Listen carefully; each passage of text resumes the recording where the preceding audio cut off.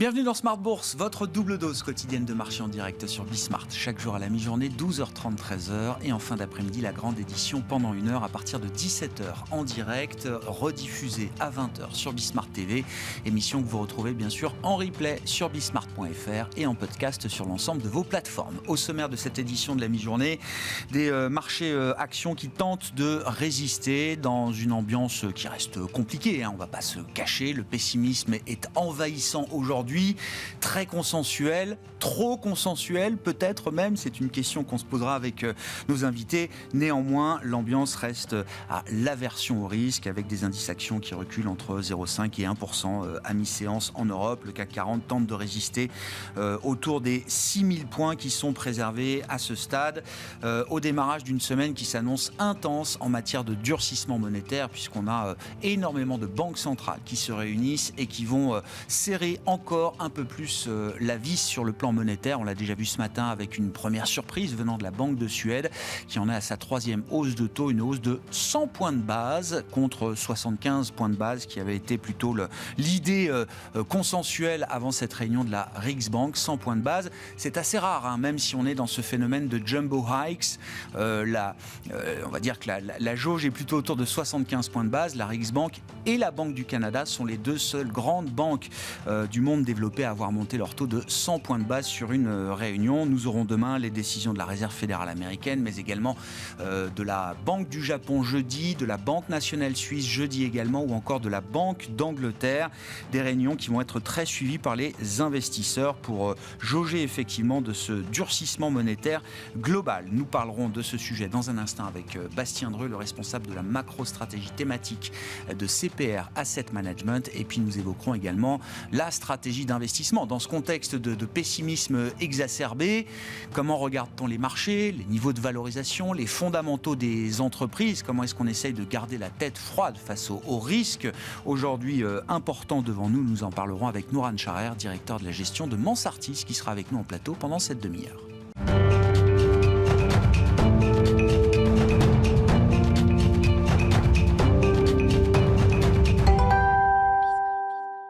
Mais commençons avec le durcissement monétaire global et une semaine importante de ce point de vue-là au regard du nombre de réunions de banques centrales qui sont attendues dans les prochaines heures et les prochains jours. C'est Bastien Dreux qui est avec nous par téléphone pour évoquer ce sujet, responsable de la macro-stratégie thématique de CPR Asset Management. Bonjour et bienvenue Bastien. Bonjour. Merci beaucoup d'être avec nous. On va parler des banques centrales et du rythme de hausse de taux qu'on peut attendre cette semaine. Mais une question quand même du point de vue des finances publiques. On en parle assez peu jusqu'à présent, Bastien, mais au vu de la vitesse et de l'ampleur du durcissement monétaire généralisé sur la planète, tout ça va se traduire quand même assez rapidement, j'imagine, par un service de la dette, des charges d'intérêt financiers qui vont augmenter pour les États notamment. Qu'est-ce qu'on peut dire de ce sujet, Bastien? Comment est-ce qu'on quantifie effectivement peut-être l'impact qui va se matérialiser sur les finances publiques des grands États de la planète aujourd'hui? Oui, alors on voit bien qu'on est entré dans une nouvelle ère pour les banques centrales avec des hausses de 50, 75 ou 100 points de base, comme vous venez de le dire au sujet de la banque centrale suédoise ce matin. Et chacune de ces hausses de taux vient coûter un peu plus aux États. En fait, on sort d'une décennie 2010 où les questions de soutenabilité de la dette ou simplement le coût de la dette, ces sujets-là avaient été complètement écartés parce que les taux d'intérêt étaient très bas.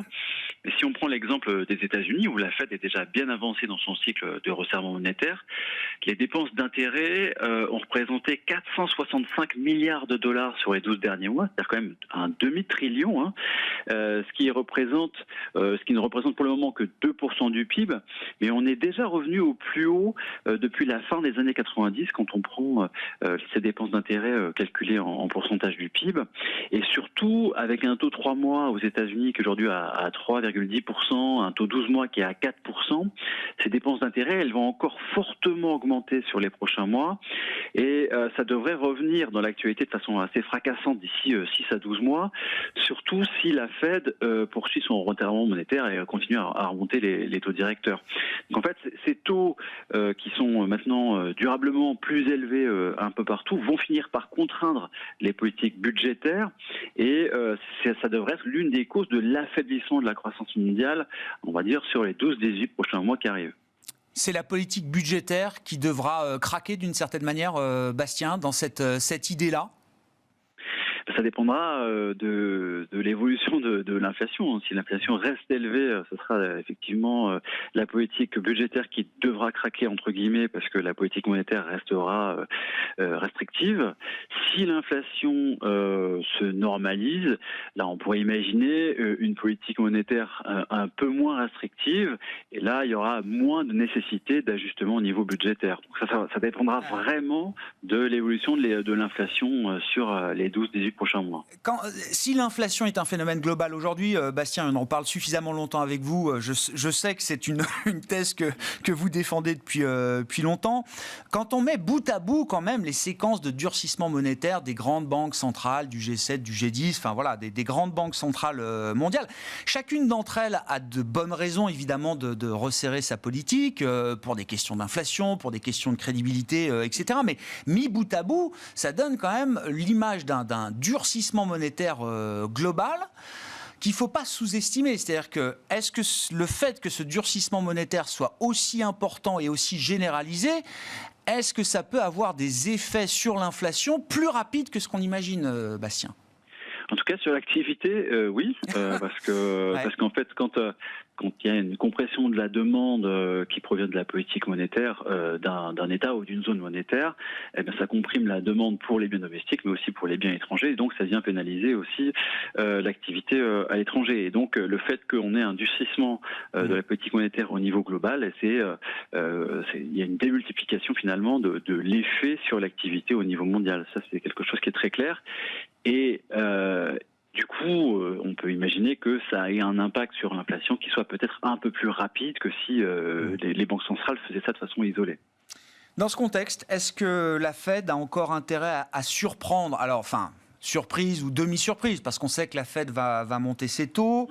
La question étant de savoir, est-ce qu'elle fait 75 points de base, comme semble l'avoir accepté le marché, ou est-ce que la Fed, le FOMC, peut trouver un intérêt à faire 100 points de base et à prendre encore le risque de surprendre peut-être le marché à ce stade, comme elle avait pu le faire au mois de juin, par exemple ? Bon, la Fed, elle y a déjà été très forte. Il faut se souvenir qu'en début d'année, les taux directeurs aux États-Unis étaient à 0. Aujourd'hui, la fourchette de Fed Funds, elle est à 2,25, 2,50. Donc déjà, 225 points de base de hausse de taux. Je pense qu'il n'y a pas nécessairement le besoin de prouver au marché la détermination de la Fed outre mesure en accélérant encore les hausses de taux. Donc le plus probable, ça devrait être une hausse de taux de 75 points de base, avec malgré tout un risque de surprise au quiche avec les chiffres d'inflation qui avaient surpris à la hausse dernièrement. En fait, pour la Fed, l'enjeu il est quand même beaucoup plus dans le fait d'ancrer l'idée d'une action dans la durée, avec des taux qui resteraient élevés sur une bonne partie de l'année 2023, voire sur toute l'année 2023. Après, ce qui sera intéressant, ça sera de voir où se situent les nouveaux dots. C'est les projections de Fed Funds des membres du FOMC, parce que le jeu de projection qu'on avait eu en juin, il est maintenant complètement hors jeu. Il mettait une fourchette de Fed Funds à 3,25, 3,50 pour la fin de l'année, et on y sera déjà donc a priori en fin de semaine, ou pas très loin en fin de semaine. Donc voilà, on verra l'information qui proviendra de ces dots. Puis après, pour finir sur la Fed, il faudra aussi bien voir les prévisions de croissance, parce que si on regarde le dernier jeu de prévision, on avait déjà une croissance sous le potentiel pour 2022 et pour 2023, et maintenant on va voir si Powell en conférence de presse commence à parler de récession, et si on commence à lire un peu plus loin finalement dans l'action anticipée de la Fed.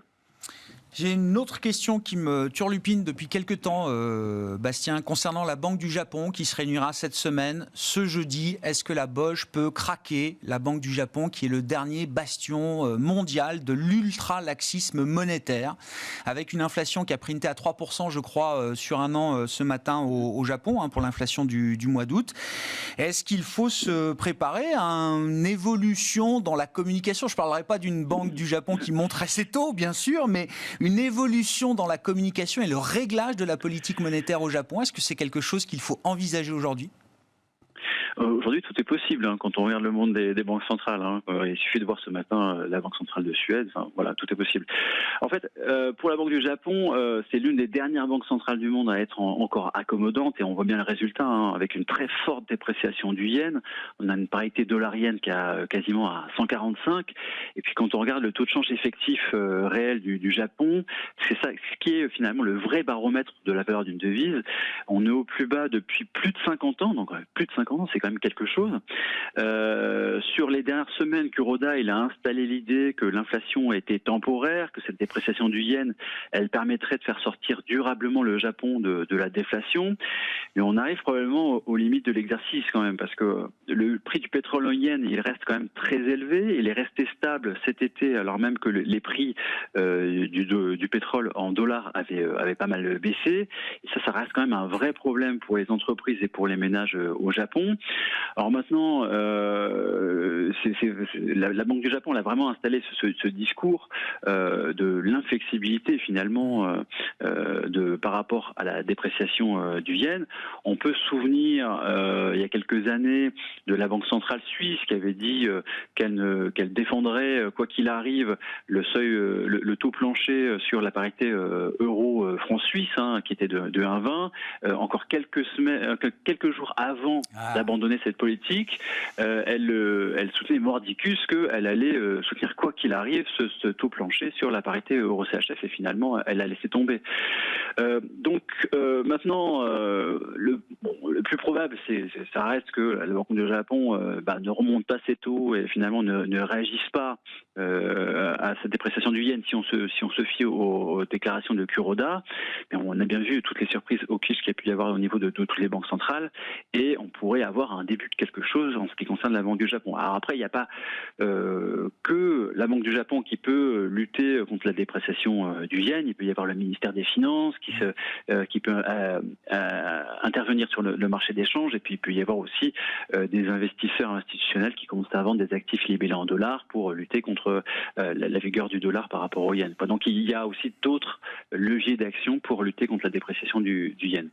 C'est un risque quand même de choc pour le marché dans sa globalité, Bastien, parce que le Japon, ça nous paraît toujours très très loin, mais on sait que le dollar-yen, c'est quand même un trade très très couru sur les marchés. Il y a beaucoup de carry aujourd'hui quand on emprunte en yen et qu'on place en dollars. Et puis les Japonais sont quand même d'énormes acheteurs de nos dettes publiques en Europe et aux États-Unis. C'est un équilibre qui peut être fragilisé, qui peut avoir des conséquences pour nous également, Bastien ?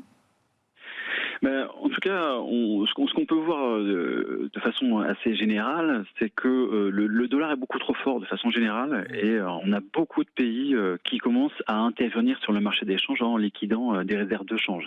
Et ça peut faire partie des contributeurs, ça peut contribuer finalement à une hausse des taux longs, que ce soit en Europe ou surtout aux États-Unis, parce que le dollar est maintenant trop fort et il y a pas mal de pays qui veulent lutter contre ça. Et le Japon, on commence à comprendre que le seuil finalement d'intervention est pas si loin que ça.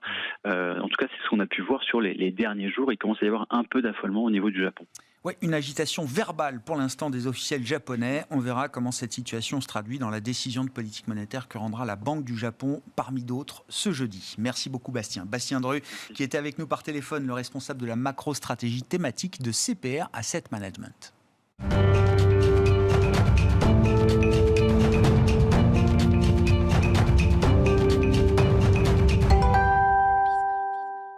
Bon, et essayons de raisonner en gardant la tête froide dans cet océan de pessimisme. Je le dis en souriant, Nourane Charer est à mes côtés en plateau, directeur de la gestion de Mansartis. Bonjour et bienvenue Nourane. Merci, bonjour. Oui, c'est pas un constat de génie de dire que le pessimisme est partout aujourd'hui. En tout cas, quand on est intervenant sur les marchés, on le constate jour après jour. Pessimisme d'ailleurs qui est devenu très consensuel. La question de savoir, est-ce que ce pessimisme est trop consensuel aujourd'hui et comment est-ce qu'on raisonne en gardant la tête froide face aux risques majeurs quand même qui apparaissent et les fragilités qui peuvent apparaître dans le contexte actuel? Alors c'est vrai qu'aujourd'hui on est dans un environnement très pessimiste. Ce pessimisme est justifié parce qu'on a eu quand même le cumul de plusieurs risques. On a eu une inflation très élevée qui approche les 10%, politique monétaire extrêmement restrictive et crise énergétique forte. Face à ces risques qui se sont concrétisés, d'ailleurs qui se sont concrétisés tout au long de l'année et cet été, il faut, si on prend un peu de recul, si on regarde les tendances sous-jacentes, on arrive en fait à tirer un petit peu d'optimisme et de voir un petit peu, ça nous évite de tomber dans un scénario un peu extrême. Qu'est-ce qu'on a aujourd'hui ? Aujourd'hui, du côté de l'offre, qui a été effectivement les pressions qu'on a eues sur la supply chain, sur les chaînes de production, ont été les premières origines de l'inflation forte. Qu'est-ce qu'on a du côté de l'offre ? On a en fait des restrictions qui commencent à se résorber, on a des prix du fret qui baissent, on a des délais de livraison qui baissent fortement. Du côté des prix, on a les prix des métaux industriels qui baissent fortement. Le gaz, alors effectivement, ça baisse, même si ça reste effectivement sur des niveaux élevés. On vient de plus de 300 euros. 300 euros, on est aujourd'hui à 185, donc en fait on a une baisse qui est assez conséquente. Le prix du pétrole baisse également.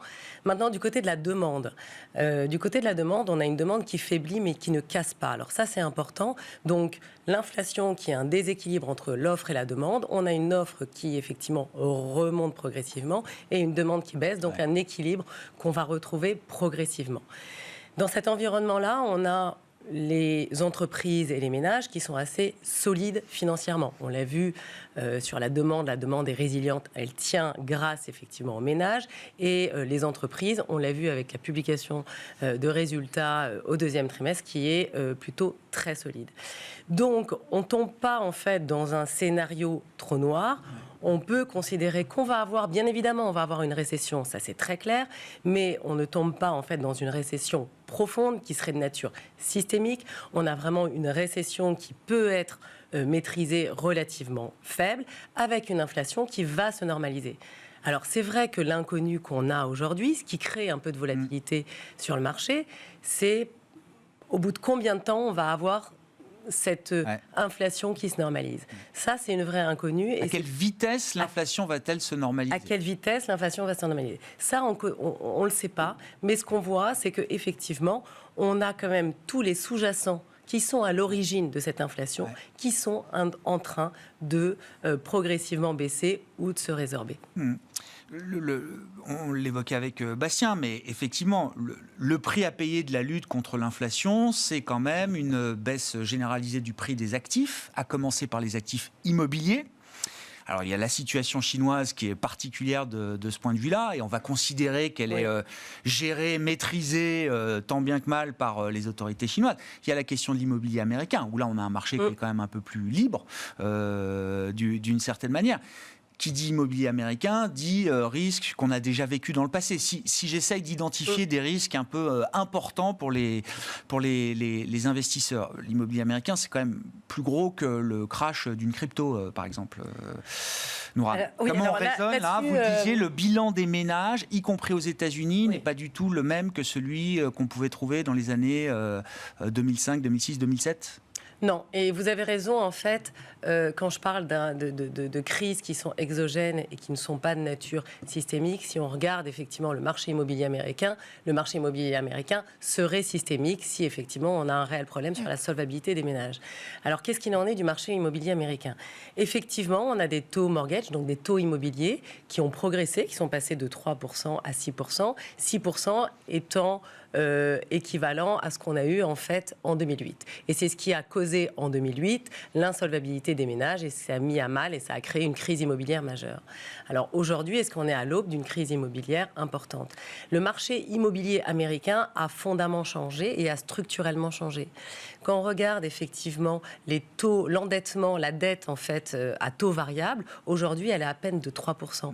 En 2008, on était à plus de 50%. Donc c'était effectivement la hausse des taux immobiliers était systémique et mettait à mal les ménages. Quand on regarde en fait le niveau, la dette de bonne qualité, aujourd'hui en fait elle est à 70%, quand la dette de bonne qualité n'était qu'à peine à 30% en 2008. Ah oui. Donc prime versus subprime. Hein, voilà, prime versus c'était subprime. le sujet. Donc aujourd'hui, le marché immobilier américain, l'évolution du taux immobilier, bien évidemment, va faire ralentir les prix de l'immobilier, mais ne va pas mettre à mal la solvabilité des ménages américains. Et c'est ça qu'il faut regarder, parce que c'est ça qui serait de nature systémique et qui engendrerait éventuellement une crise financière importante. Du côté des entreprises, effectivement, là aussi, les résultats du deuxième trimestre ont été bons. On peut y revenir si vous le souhaitez, Nourane. La question, mais c'est vrai que l'épisode de 2008 est encore un épisode qu'on a dans les mémoires de ce point de vue-là. Jamais les entreprises ont été, comment dire, de bons indicateurs avancés de ce qui s'est produit à partir notamment du mois de septembre 2008. Comment vous raisonnez là par rapport à cette situation où on sent bien quand même que le contexte demain, pour quelques mois, sera sans doute moins favorable? Comment vous jugez la capacité des entreprises à traverser cet épisode? Vous dites que ce sera un épisode gérable. Alors c'est compliqué parce que la lecture est compliquée. Aujourd'hui, on a un marché qui est très atypique. On a une vraie décorrélation entre les marchés et les fondamentaux des entreprises, puisqu'on a des marchés qui baissent de 20% et on a des révisions de croissance bénéficiaire qui en hausse depuis le début de l'année. Donc on a une vraie décorrélation et cette décorrélation, en fait, on a eu une baisse et on a une compression en fait des multiples de près de 30%. Pour dire les choses, le marché anticipe que les résultats d'entreprise vont baisser. Les analystes nous disent que non. Alors en fait, effectivement, on peut considérer qu'aujourd'hui, on attend la croissance des bénéfices des entreprises, on attend à peu près 20% en Europe. Donc tout le monde dit en fait c'est beaucoup trop. On va avoir des révisions en baisse, des croissances bénéficiaires au deuxième semestre. Attention, parce que quand vous enlevez le secteur énergétique qui a eu une croissance bénéficiaire de 222% au deuxième trimestre, quand vous enlevez le secteur énergétique, vous ne tombez pas à des croissances bénéficiaires de 20%, mais en dessous de 10%. Donc on est plutôt sur des croissances bénéficiaires plutôt honnêtes au vu de l'environnement économique. Donc attention, il va y avoir... Il n'y a pas tant de fragilité de ce point de vue-là, vous dites, elles sont par pas rapport aux aussi valorisations fortes que ça. déjà attentes. Elles ne sont pas aussi fortes que ça et on a des telle décorrélation entre secteurs qu'il faut vraiment regarder secteur par secteur et enlever en fait vraiment regarder en dehors du secteur énergétique qui est très particulier cette année. En termes d'investissement, alors effectivement, comment est-ce que tout ça se traduit? On peut être plus ou moins inquiet sur la course de l'économie. Et puis, il y a ce que le marché a déjà intégré d'une certaine manière. Vous dites effectivement, on trouve des niveaux de valorisation qui peuvent paraître très bas aujourd'hui. Est-ce que ça veut dire qu'il faut ne pas capituler? Est-ce qu'il faut même replonger dedans d'une certaine manière aujourd'hui? Nourane, la question du timing est toujours importante quand même. La question du timing est importante et si on analyse des tendances qui sont positives, elles ne sont pas aujourd'hui suffisantes pour effectivement remettre des risques dans les portefeuilles et dans les fonds. Donc il faut rester à une certaine neutralité. Nous, en fait, on est neutre sur les placements actions. On considère qu'aujourd'hui, les facteurs sont exogènes et non pas de nature systémique. On ne va pas avoir de crise financière et de récession profonde. Donc, en fait, on ne baisse pas le niveau de risque dans les portefeuilles et on ne l'augmente pas parce qu'on considère qu'il y a encore, en fait, cette question de normalisation et de timing sur la normalisation de l'inflation qui peut créer de la volatilité sur les marchés financiers. Ensuite, après, peut-être sur la sélection de valeurs, attention, parce qu'effectivement, il faut bien entendu continuer en fait, à privilégier des valeurs avec des croissances qui sont fortes, des secteurs et des valeurs qui ont du pricing power, donc qui ont la capacité de répercuter la hausse des prix des matières premières, des salaires sur les prix finaux. Aujourd'hui, tous les secteurs ont réussi à avoir du pricing power, mais il y a un certain pricing power qui est conjoncturel, qui est lié en fait à ce déséquilibre offre-demande, mais il faut maintenir des investissements sur des secteurs qui ont du pricing power structurel, avec une bonne diversification géographique pour être exposé aussi au marché et à l'activité américaine qui est par nature de toute façon plus résiliente. À la fin de l'histoire, les États-Unis s'en sortent toujours mieux. C'est un peu ça la leçon des crises précédentes. C'est quoi ? Oui, mais c'est intéressant. C'est quoi un exemple d'un secteur qui a été un peu un passager clandestin du pricing power versus un secteur qui va pouvoir révéler structurellement son pricing power peut-être à partir de maintenant ? Typiquement, vous avez le secteur de l'automobile. Le secteur de l'automobile n'a jamais été un secteur à fort pricing power. Et aujourd'hui, en fait, quand vous regardez le résultat de tous les constructeurs automobiles notamment, je ne parle pas des équipementiers, mais tous les constructeurs automobiles, on voit en fait un doublement de leurs résultats. Parce que, en fait, mais ça, c'est vraiment lié en fait au déséquilibre offre-demande. On a vendu les modèles les plus margés. Voilà. En l'absence de composants, on s'est focalisé sur les modèles, les gammes les plus margées. Voilà, tout à fait. Donc ça, c'est pas structurel, ça ne va pas tenir. En revanche, il y a d'autres... il faut être positionné sur des secteurs qui ont du pricing power grâce en fait à des parts de marché importantes, à des positionnements de niche sur certains produits, sur certains segments et certaines activités. Et là, en fait, vous êtes beaucoup plus serein sur ces valeurs-là à moyen et long terme.